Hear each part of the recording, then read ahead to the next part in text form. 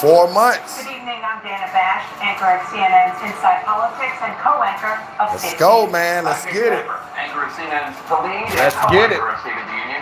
Dana and I will co-moderate this evening. Our job is to facilitate a debate between the two candidates tonight. Before we introduce them, we want to share the rules of the debate with the audience at home. That's right. Former President Trump will be on the left side of the screen. President Biden will be appearing on the right. A coin toss determines their positions. Each candidate will have 2 minutes to answer a question and 1 minute each for responses and rebuttals. An additional minute for follow-up, clarification, or response is at the moderator's discretion. When it's time for a candidate to speak, his microphone will be turned on and his opponent's microphone will be turned off. Should a candidate interrupt when his microphone is muted, he will be difficult to understand for viewers at home. At the end of the debate, each candidate will get 2 minutes for closing statements. There is no studio audience tonight. Pre-written notes, props, or contact with campaign staff are not permitted during the debate. By accepting our invitation to debate, both candidates and their campaigns agreed to accept these rules. Now, please welcome the 46th President of the United States, Joe Biden. Welcome to what? Welcome, Joe, for what?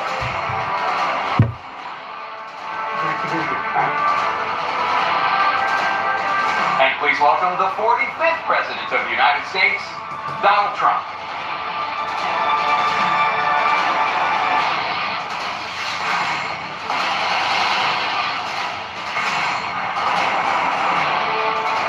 Gentlemen, thanks so much for being here. Let's begin the debate, and let's start with the issue that voters consistently say is their top concern, the economy. President Biden, inflation has slowed, but prices remain high. Since you took office, the price of essentials has increased. For example, a basket of groceries that cost $100 then now costs more than $120. And typical home prices have jumped more than 30%. That's what do you crazy. say to voters who feel they are worse off under your presidency than they were under President Trump? We got to take a look at what I was left when I became president and what Mr. Trump left me. We had an economy that was in free fall. The pandemic was so badly handled. Many people were dying. All he said was, it's not that serious. Just inject a little bleach in your arm. You'll be all right. The economy collapsed. There were no jobs. Unemployment rate rose to 15%. It was terrible. And so what we had to do was try to put things back together again. And that's exactly what we began to do. We created 15,000 new jobs. We brought out a position where we have 800,000 new manufacturing jobs. But there's more to be done. There's more to be done. Working class people are still in trouble. I come from Scranton, Pennsylvania. I come from households where the kitchen tables, the things weren't able to be met during the month. It was a problem. The price of eggs, the price of gas, the price of housing, the price of a whole range of things. That's why I'm working so hard to make sure I deal with those problems. That we're going to make sure that we reduce the price of housing. We're going to make sure we build 2 million new units. We're going to make sure we cap rents so corporate greed can't take over. The combination of what I was left with in corporate greed is the reason why we're in this problem right now. In addition to that, we're in a situation where if you take a look at all that was done in his administration, he didn't do much at all. By the time he left, things were in chaos, literally chaos. And so we put things back together. We created, I said, those jobs. We make sure we had a situation where we brought down the price of prescription drugs, which is a major issue for many people, to $15 for an insulin shot as opposed to $400. No senior has to pay more than $200 for any drug, all the drugs they can include beginning next year. And the situation is we're going to make that available to everybody, to all Americans. So we're working to bring down the price around the kitchen table, and that's what we're going to get done. Thank you. President Trump? We have the greatest economy in the history of our country, and we have never done so well. Everybody was amazed by it. Other countries were copying us. We got hit with COVID, and when we did, we spent the money necessary so we wouldn't end up in a Great Depression, the likes of which we had in 1929. By the time we finished, so we did a great job. We got a lot of credit for the economy, a lot of credit for the military, and no wars, and so many other things. Everything was rocking good. But the thing we never got the credit for, and we should have, is getting us out of that COVID mess. He created mandates that was a disaster for our country. But other than that, we had given them back a country where the stock market actually was higher than pre-COVID, and nobody thought that was even possible. The only jobs he created are for illegal immigrants and bounce back jobs, a bounce back from the COVID. He has not done a good job. He's done a poor job, and inflation's killing our country. It is absolutely killing us. Thank you, President Biden. Well, look, the greatest economy in the world, he's the only one who thinks that, I think. I don't know anybody else who thinks he's the greatest economy in the world. And, the fact of the matter is that we find ourselves in a situation where his economy, he rewarded the wealthy. He had the largest tax cut in American history, $2 trillion. He raised a deficit larger than any president has in any one term. He's the only president other than Herbert Hoover who's lost more jobs than he had when he began, since Herbert Hoover. The idea that he did something that was significant. And the military, when he was president, they were still killing people in Afghanistan. He didn't do anything about that. When he was president, we were still finding ourselves in a position where you had a notion that we were this safe country. The truth is, I'm the only president this century that doesn't have this decade, that doesn't have any troops dying anywhere in the world like he did. President Trump, I want to follow up if I can. You want to respond to him? Well, I'm going to ask you a follow-up. You can do whatever you want with the minute that we give you. I want to follow up. You want to impose a 10% tariff on all goods coming into the U.S. How will you ensure that that doesn't drive prices even higher? It's not going to drive them higher. It's just going to cost countries that have been ripping us off for years, like China and many others, in all fairness to China. It's going to just force them to pay us a lot of money, reduce our deficit tremendously, and give us a lot of power for other things. But he made a statement. The only thing he was right about is I gave you the largest tax cut in history. I also gave you the largest regulation cut in history. That's why we had all the jobs. And the jobs went down and then they bounced back, and he's taking credit for bounce back jobs. You can't do that. He also said he inherited 9% inflation. No, he inherited almost no inflation, and it stayed that way for 14 months.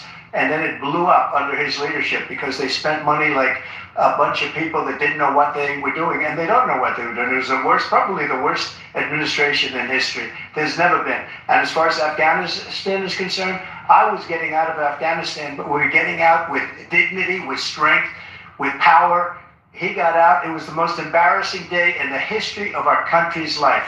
President Trump, over the last 8 years, under both of your administrations, the national debt soared to record highs.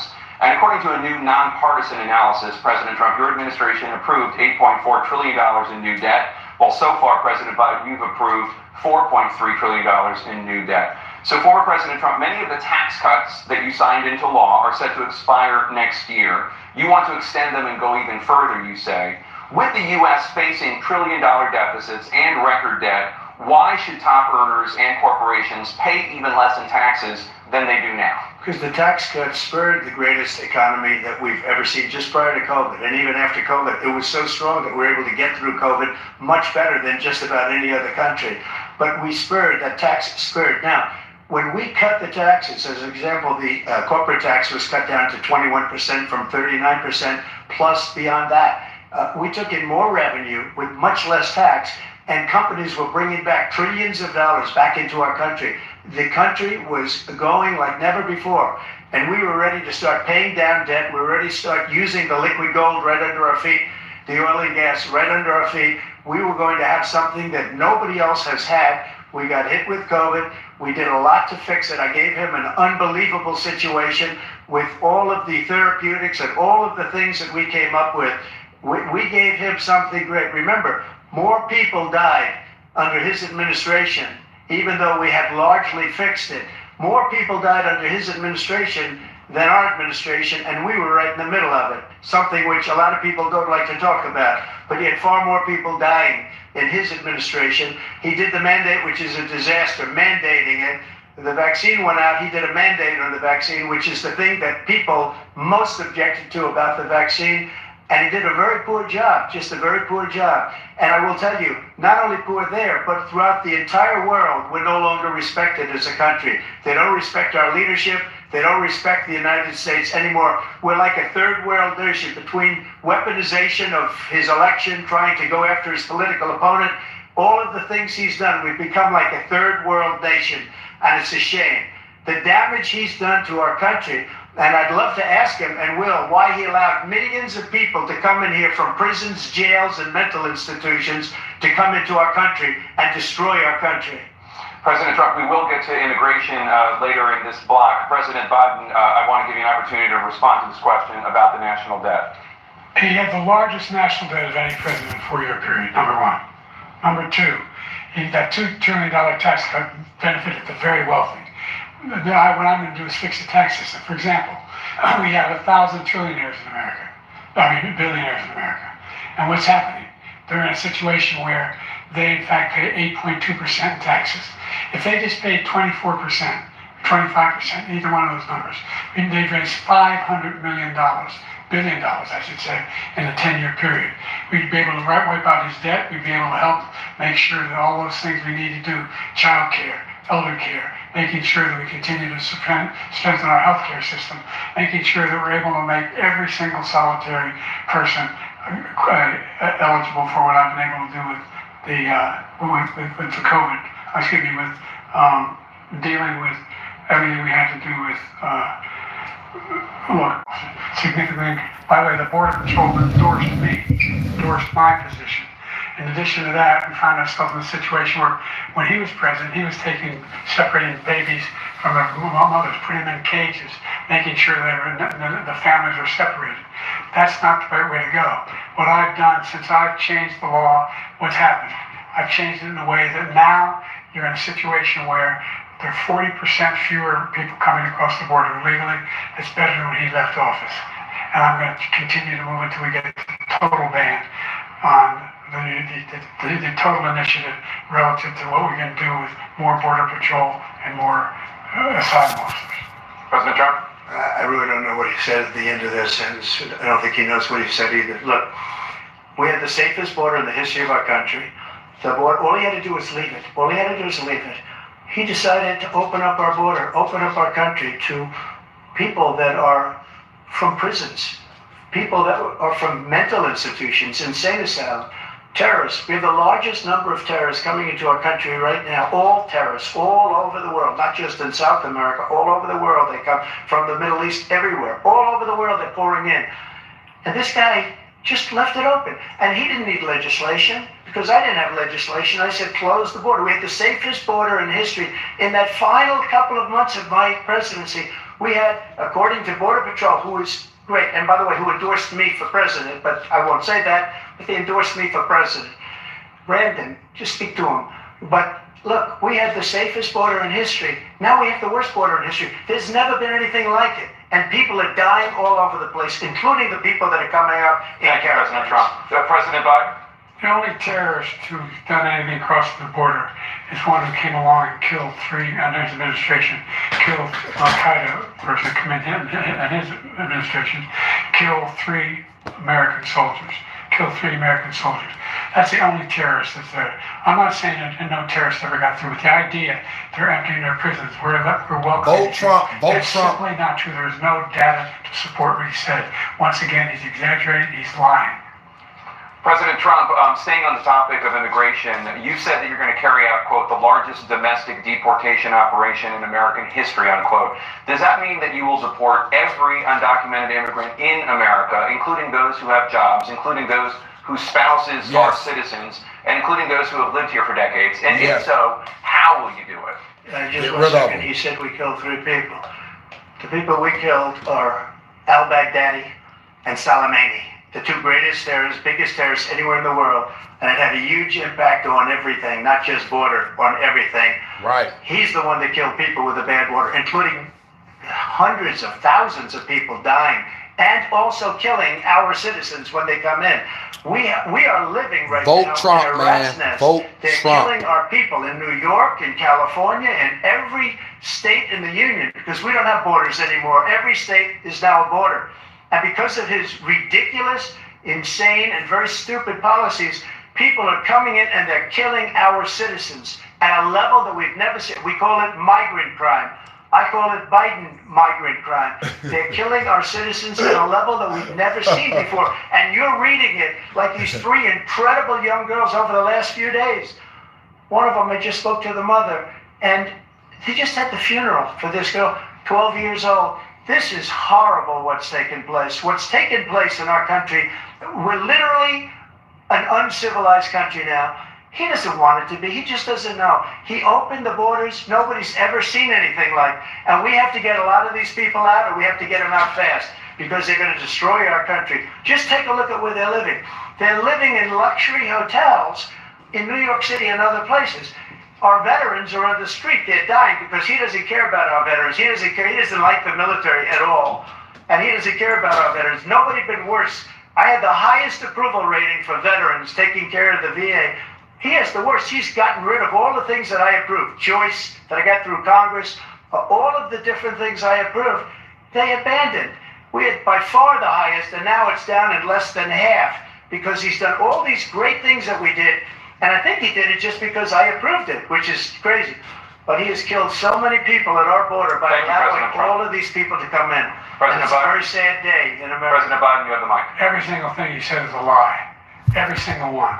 For example, veterans are a hell of a lot better off since they passed the PACT Act. 1 million of them now have insurance, and their families have it. Their families have it because what happened, whether it was Agent Orange or burn pits, they're all being covered now. And he opposed, his group opposed that. We're also in a situation where we have great respect for veterans. My son spent a year in Iraq, living right next to one of those burn pits, came back with stage 4 glioblastoma. I was recently in France for D-Day, and I spoke all about those heroes that died. I went to the World War II cemetery, World War I cemetery he refused to go to. He was standing with his 4-star general, understand that you're saying and he told me, about he said, I don't want to go in there because they're a bunch of losers and suckers. My son was not a loser, was not a sucker. You're the sucker. You're the loser. President Trump? First of all, that was a made-up quote, suckers and losers. They made it up. It was in a third-rate magazine that's failing, like many of these magazines. He made that up. He put it in commercials. We've notified him. We had 19 people that said it didn't say it. And think of this. Who would say, I'm at a cemetery, I'm talking about our veterans? Because nobody's taking better care. I'm so glad this came up, and he brought it up. There's nobody that's taken better care of our soldiers than I have. To think that I would, in front of generals and others, say suckers and losers. We have 19 people that said it was never said by me. It was made up by him, just like Russia was made up, just like the 51 intelligence agents are made up, just like the new thing with the 16 economists are talking. It's the same thing. 51 intelligence agents said that the laptop was Russia disinformation. It wasn't. That came from his son, Hunter. It wasn't Russia disinformation. He made up the suckers and losers, so he should apologize to me right now. 4-star general standing to your side who was on your staff who said you said it, period. That's number one. And number two, the idea that I have to apologize to you for anything along the line. We've done more for veterans than any president has in American history. And they now are in their family. The only sacred obligation we have as a country is to care for our veterans when they come home and their families and equip them when they go to war. That's what we're doing.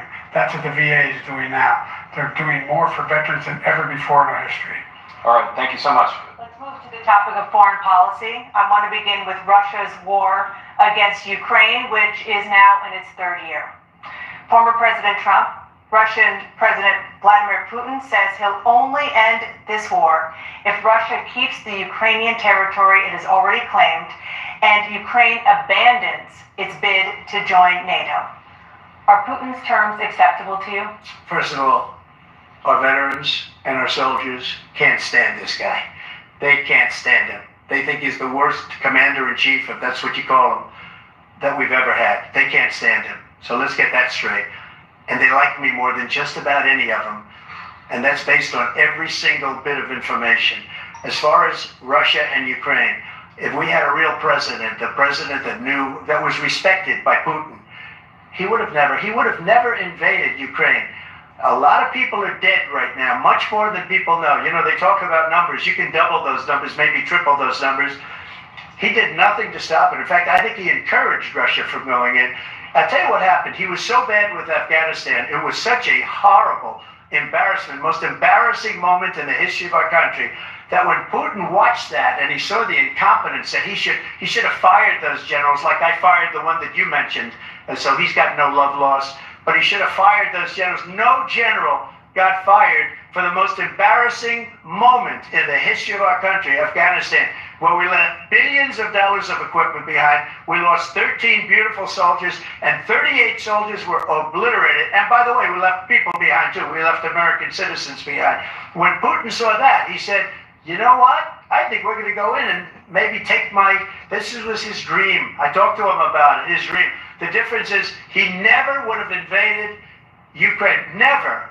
Just like Israel would have never been invaded in a million years by Hamas. You know why? Because Iran was broke with me. I wouldn't let anybody do business with them. They ran out of money. They were broke. They had no money for Hamas.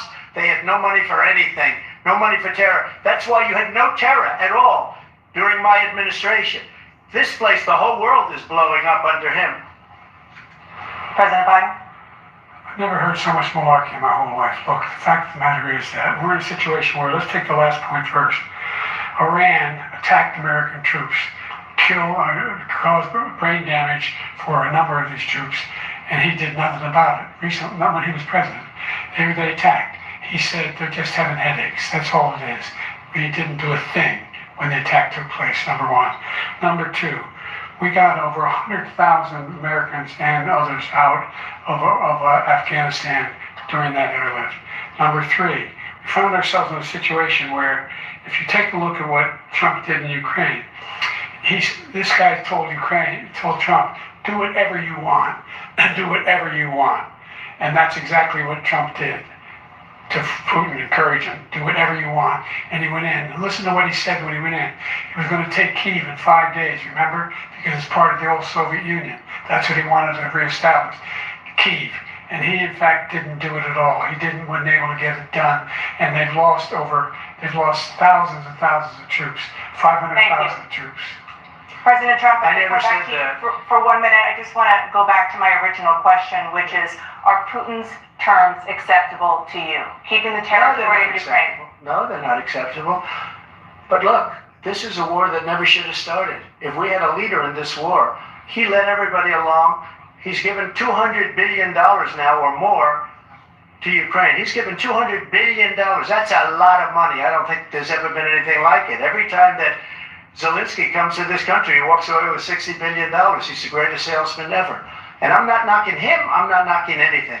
I'm only saying the money that we're spending on this war, and we shouldn't be spending, it should have never happened. I will have that war settled between Putin and Zelensky as president-elect before I take office on January 20th. I'll have that war settled.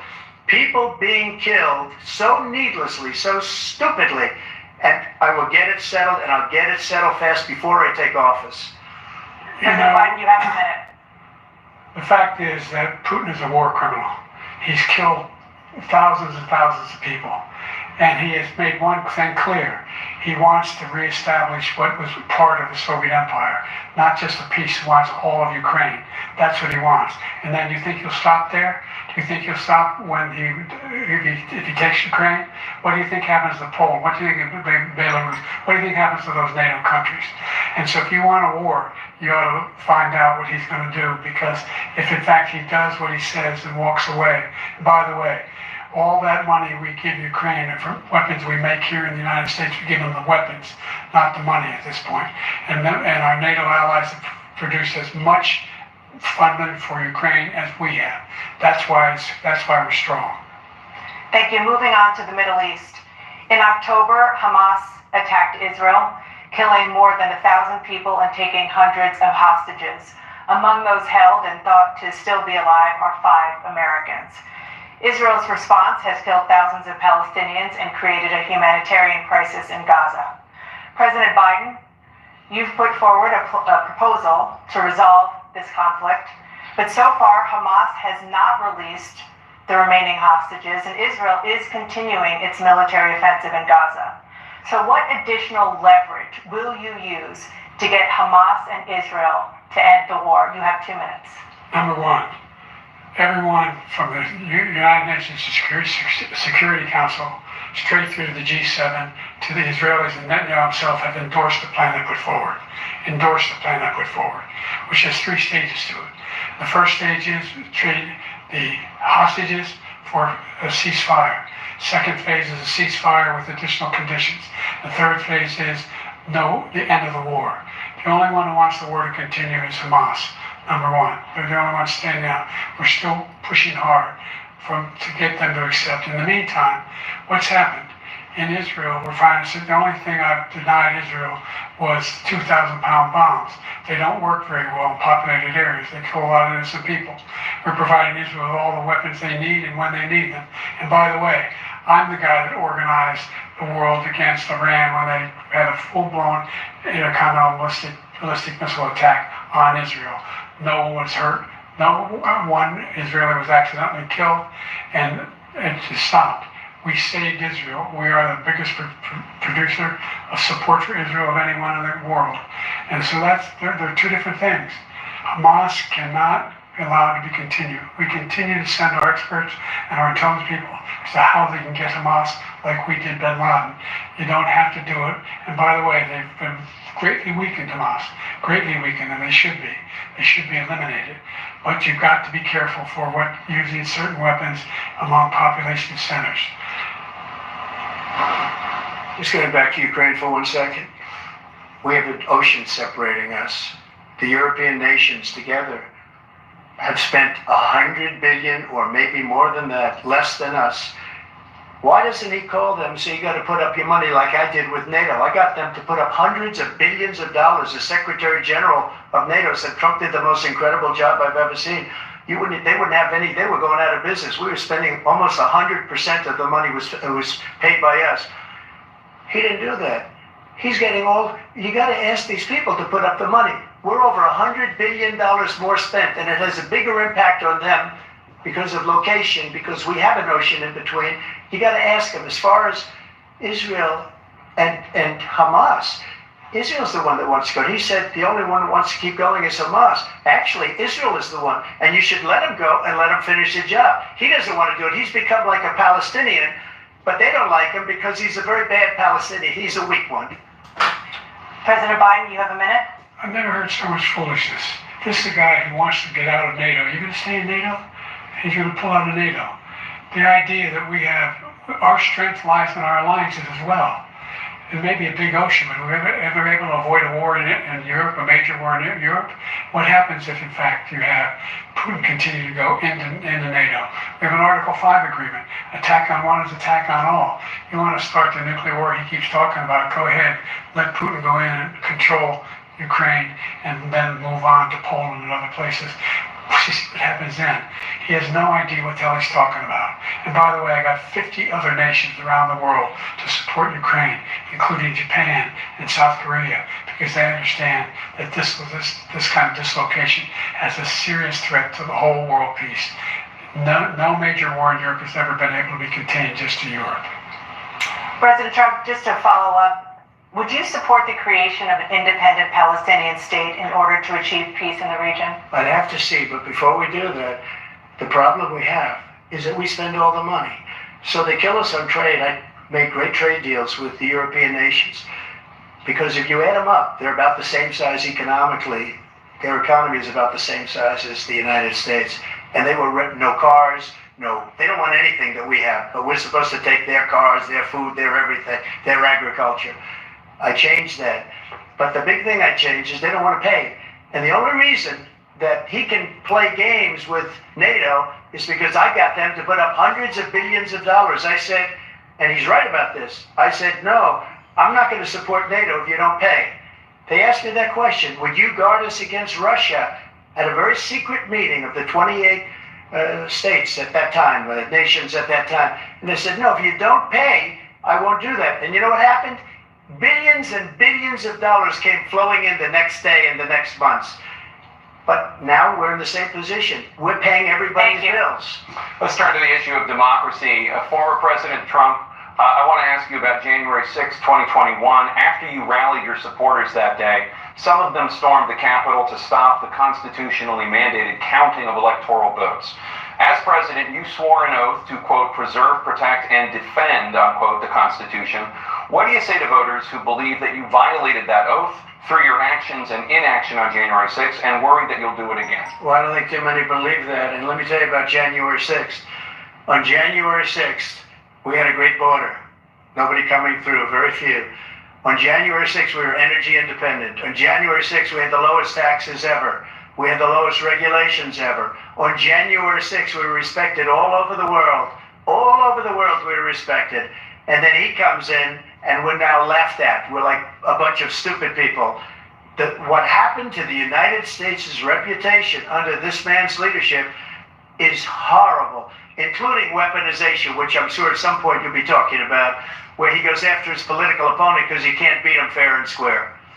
You have 80 seconds left. My question was, what do you say to those voters who believe that you violated your constitutional oath through your actions and inaction on January 6, 2021, and worry that you'll do it again? Well, I didn't say that to anybody. I said peacefully and patriotically. And Nancy Pelosi, if you just watched the news from 2 days ago, on tape to her daughter, who's a documentary filmmaker, they say, but she's saying, oh no, it's my responsibility. I was responsible for this. Because I offered her 10,000 soldiers or National Guard, and she turned them down. And the mayor in writing, by the way, the mayor in writing turned it down, the mayor of D.C.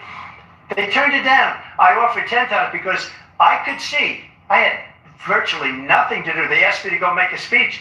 I could see what was happening. Everybody was saying they're going to be there on January 6th. They're going to be there. And I said, you know what? There's a lot of people coming. You could feel it. You could feel it too, and you could feel it.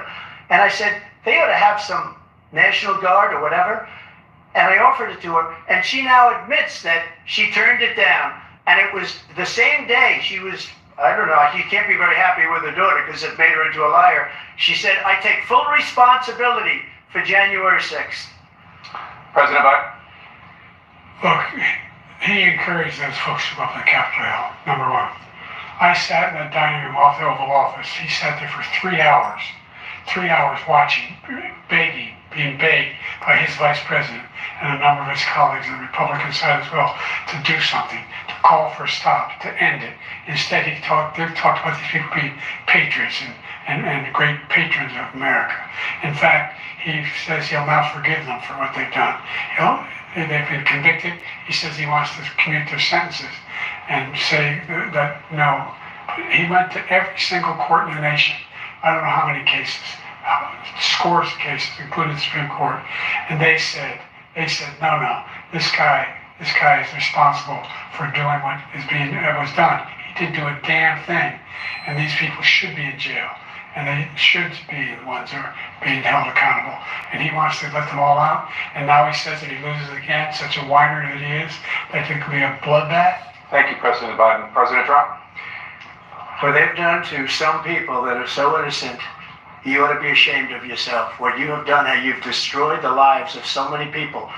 When they ripped down Portland, when they ripped down many other cities, you go to Minnesota, Minneapolis, what they've done there with the fires all over the city. If I didn't bring in the National Guard, that city would have been destroyed. When you look at all of they took over big chunks of Seattle. I was all set to bring in the National Guard. They heard that, they saw them coming, and they left immediately. What he said about this whole subject is so off. Peacefully patriotic. One other thing, the Unselect Committee, which is basically two horrible Republicans that are all gone now, out of office, and Democrats, all Democrats, they destroyed and deleted all of the information they found because they found out we were right. We were right.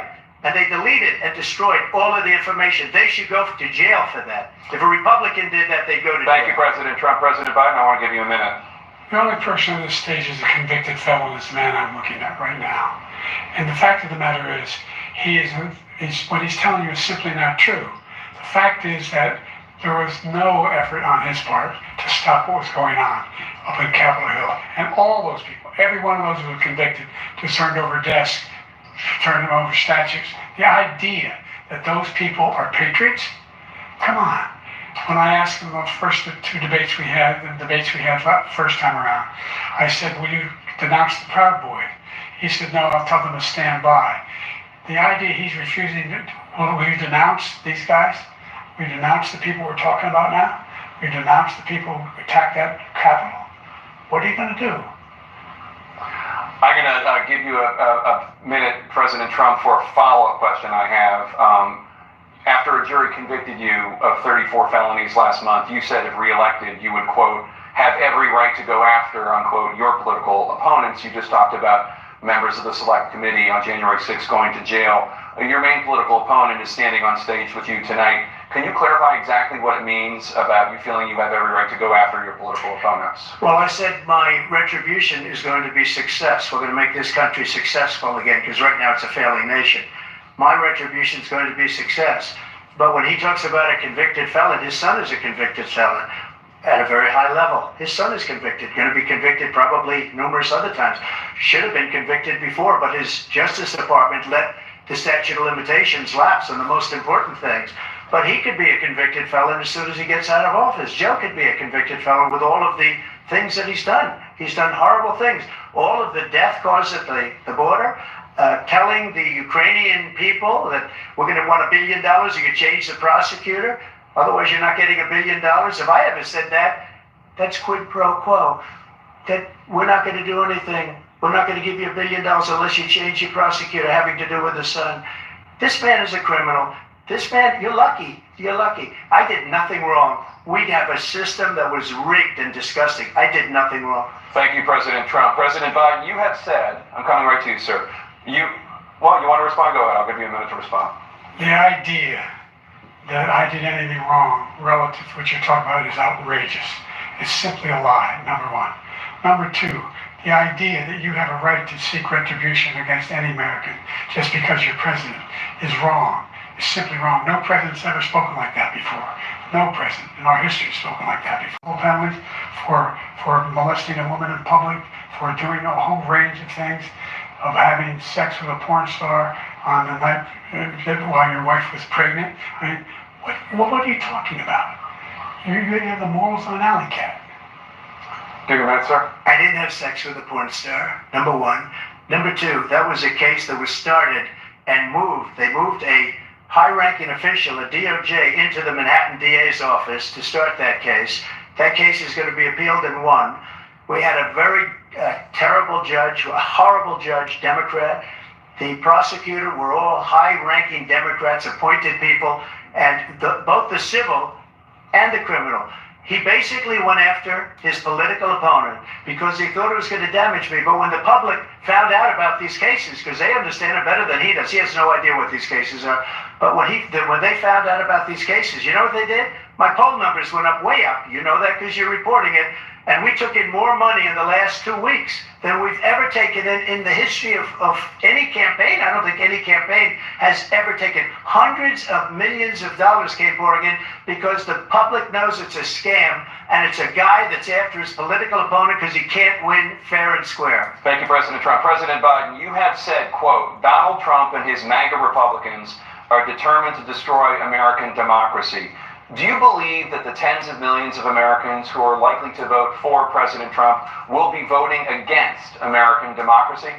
The more they know about what he's done, yes. The more they know about what he's done. And there's a lot more coming. He's got a lot of cases down the road coming around.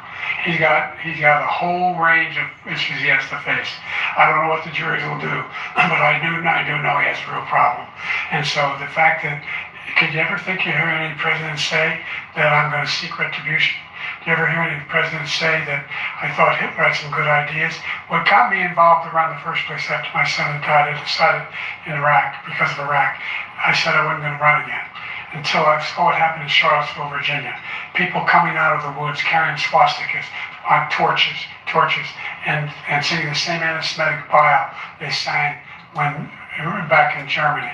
And the young woman got killed. I spoke to the mother, and they asked him, they said, what do you think of those people?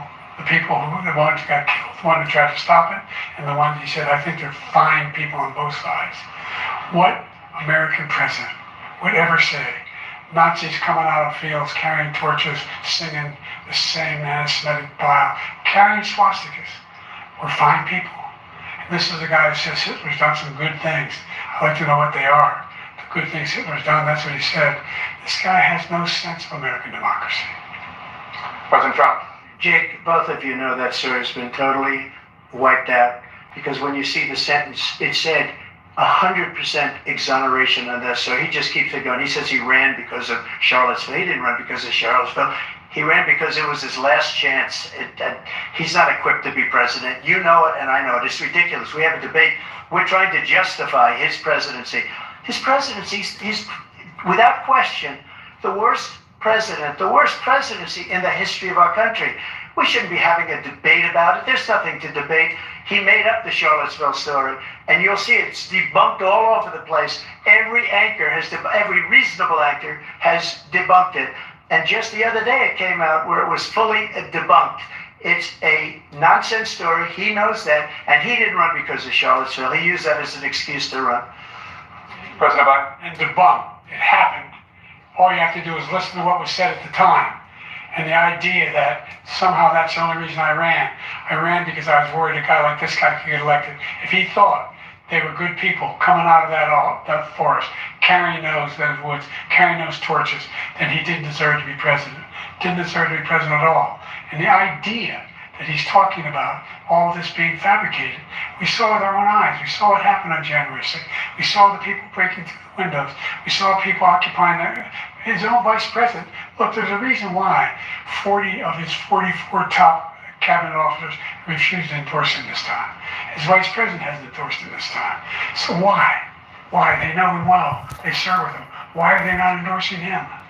Thank you, President Biden. We're going to be right back with more from the CNN presidential debate.